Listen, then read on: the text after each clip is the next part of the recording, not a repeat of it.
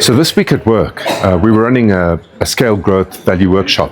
And what was so interesting was this idea of, well, what is a plan that's implementable, an actionable plan to indeed remove the impediments to scale and growth.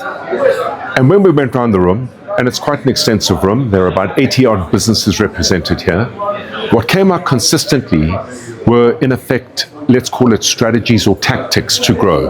We're going to add new products. We're going to enter into a new market. We're going to establish a new location. We're going to digitize elements of our offering, and so on.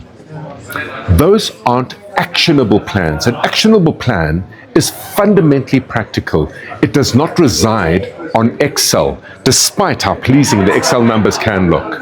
An actionable plan is something that guides the day-to-day, week-to-week, month-to-month, year-to-year activities of a team.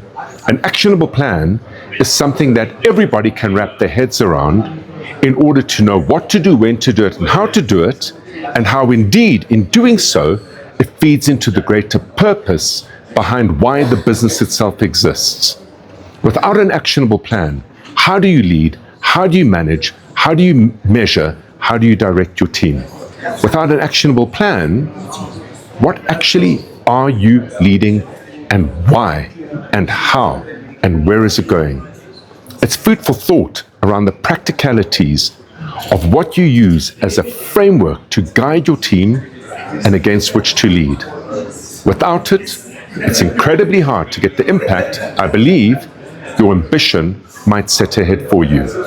Until this week at work, I'll see you next week.